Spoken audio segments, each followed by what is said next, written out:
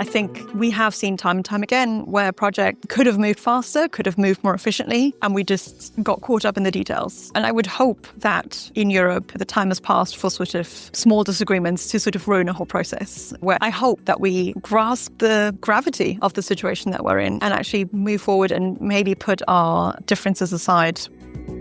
Hey, SpaceWatchers, and welcome back. We are here in Prague at the 8th Prague Space Security Conference in the wonderful Channing Palace. And my guest today is Juliana Suess, Associate at the German Institute for International and Security Affairs, SWP. And she is no longer a stranger to our Space Café community, but this is her first interview from the Prague conference, where she brings her transnational expertise to the intersection of space policy and geopolitics. Juliana, how are you doing today? I'm good. Thank you, Thorsten. Thanks for having me back.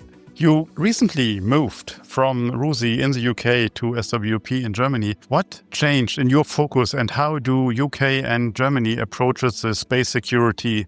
So my focus is pretty similar. I'm still looking at the two sides of space security. So on the one hand, obviously, the sort of security implications that we see in space, in the orbits, but then also obviously how military capabilities are already dependent and reliant on space. I actually think that the UK and Germany are in a very similar position in terms of them building up their space programs, obviously also how it integrates into their military and how they deal with it from a defense and security point of view. And as integration progresses, obviously, I think there are slightly different starting points as well. I think that's important to acknowledge. Obviously, Germany has an advantage in the fact that it is part of the European Union, so it does have access to Copernicus, Galileo, PESCO projects, etc. On the other hand, the UK does have I think we can say, pretty close relationship with the US. But then also, for example, the Fylingdales radar station that we see in the north of the UK that is jointly run between the UK and the US, which I think also builds a lot of trust in that relationship. So yeah, I think on the whole, sort of very similar positions, but has slightly different starting points as well. I think a few weeks back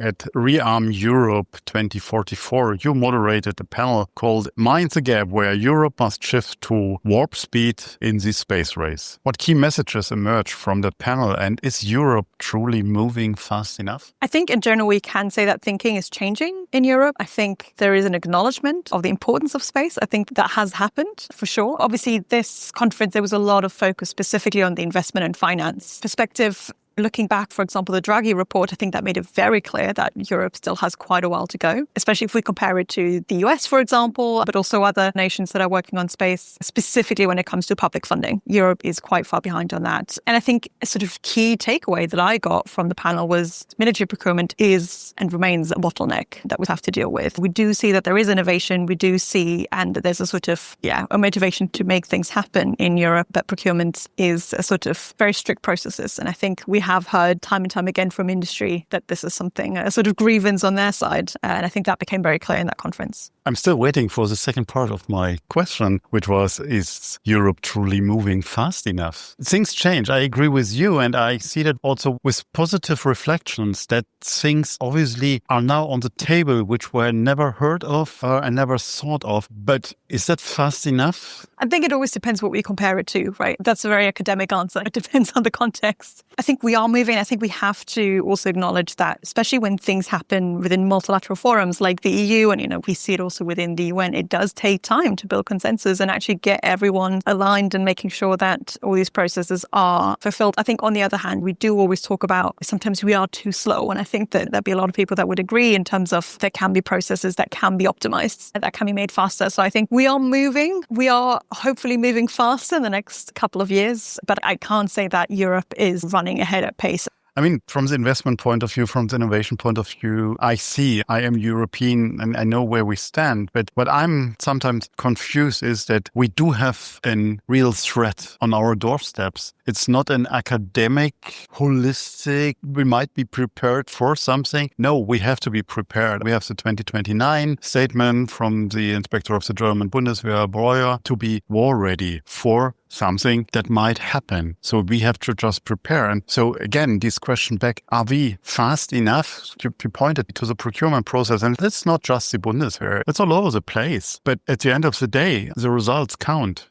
It was a statement from me. I know that was not a question. We are doing this interview here in our lunch break, and that is ahead of time of your panel that you will moderate this afternoon. And it's called Implications of Allied Funding of Dominant Space Powers. What concerns will you raise, and where are the lines between engagement, dependency, and risk? Yeah, so in this panel, we will actually be focusing on authoritarian states' behavior aside from what we see in orbit. Because I think we do talk about orbital activities all the time, and obviously that is very important. But we really want to put the focus on what is happening terrestrially. What kind of behaviors are we seeing, whether it's in sort of multilateral forums or whether it's in partnerships and cooperation. Collaboration, obviously, we have seen specifically in recent months, specifically how Russia has been also cooperating with Iran and North Korea, for example. So that is a sort of relationship that we want to discuss as well. Yeah, so I think we really want to focus on the conduct that we see on Earth in terms of development of space programs, then also, for example, the space element of the Chinese Belt and Road Initiative, for example, which has led to a number of different partnerships of different forms, whether it's in terms of infrastructures being built, or whether it's in terms of data sharing agreements to shed a light on what's happening there. And I think ultimately all of this also has huge implications for our international norms and how we discuss norms in multilateral forums. I think there's a lot of things that converge on these issues, and so we do want to put the focus on partnerships. Stepping back, how would you describe the current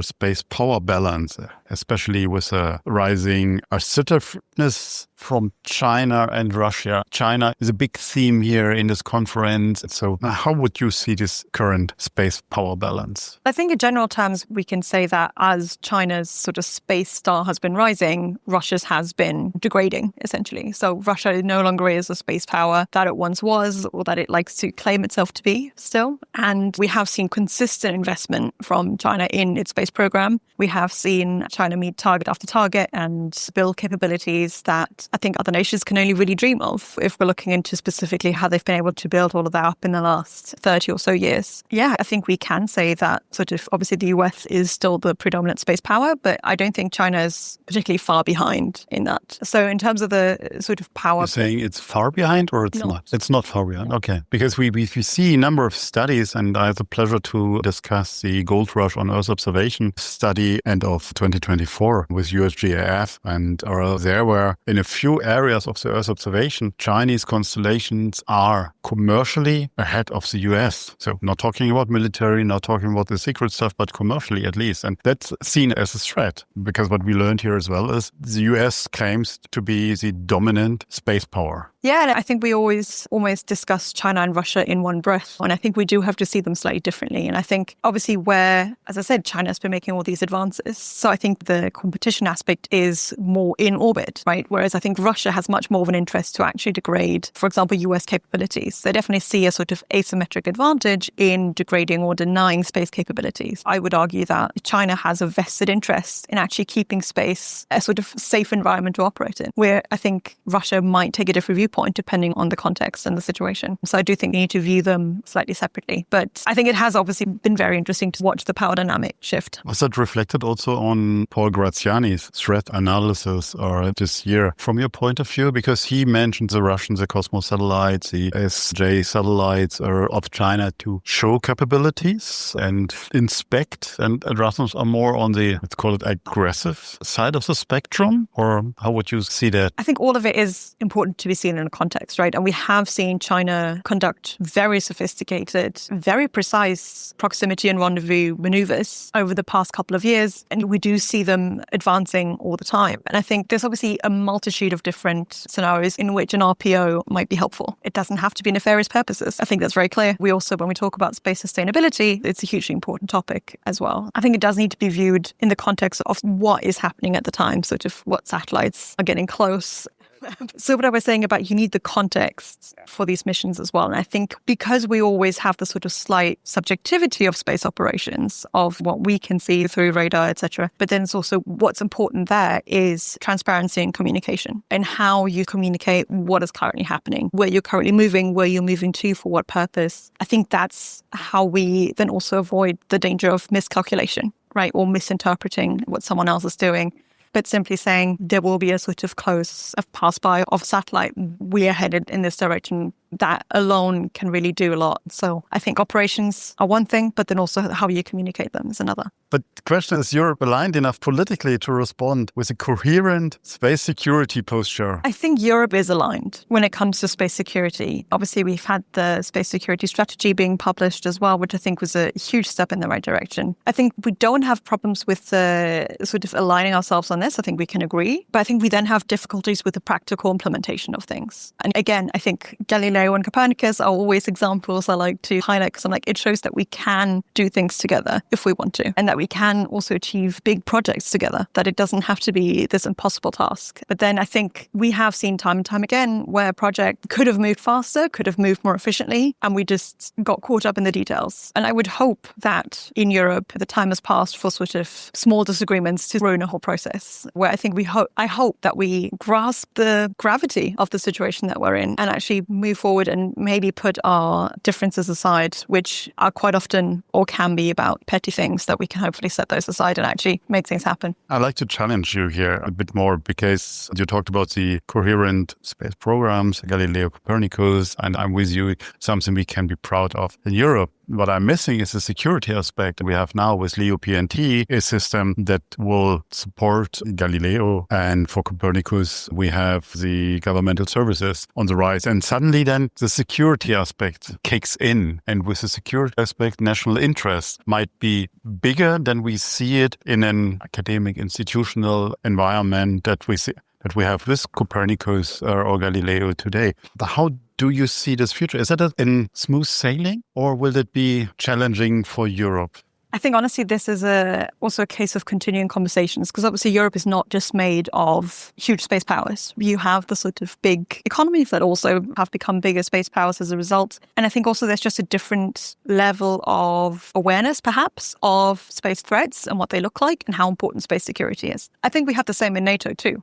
Right. Again, space and NATO is not made up of entirely huge space powers. So I think it's communication that is needed, communication on transparency also of how important it is that we protect and defend these assets. Yeah. And that protection is actually needed in the first place too. I think that's also part of the conversation that still needs to be had at points. I think communication, ensuring that everyone's on the same page, and then we can hopefully move in the right direction. Let's talk about what comes next. So what are the urgent steps for Europe to succeed in space security and industrial resilience, which is used in this context now more and more as well? I think the common understanding of the importance and acknowledgement is very important. I think that's the basis. I think when we talk about specific capabilities, it has been talked about today as well, but space domain awareness just has to be a priority for Europe.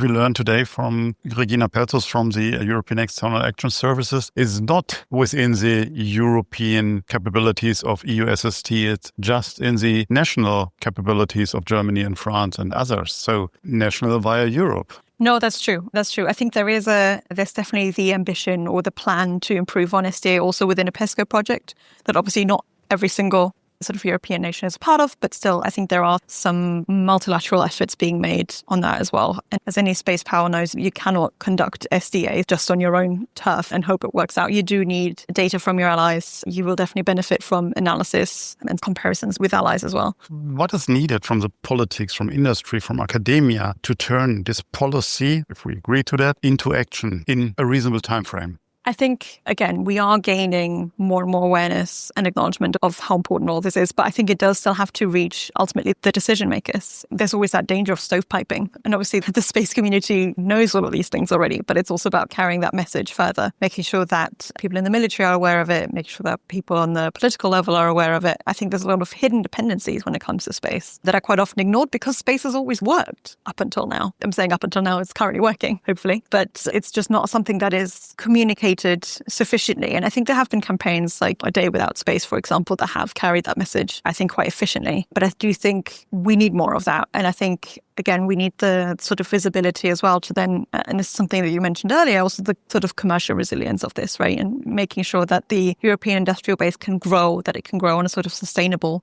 level as well. I think, more on that is needed for sure. Great. I think there's a lot more to unmantle, but we will do it in the next episode or Space Café Radio or any other format. For you, I wish you good luck. Thank you very much for your time and all the best. Thank you, Thorsten. And if you have further questions, reach out to us at radio@spacewatch.Global. at SpaceWatch.Global. If you like these or other episodes of Space Café Radio, leave us a rating on your preferred podcast platform. It is the currency of today. And if you want to stay on the pulse of the space industry, please visit our website at www.SpaceWatch.Global and subscribe to our newsletters. And of course, don't forget to become a Space Watcher. I'm Thorsten Kriening, publisher at SpaceWatch.Global, your independent perspective on space.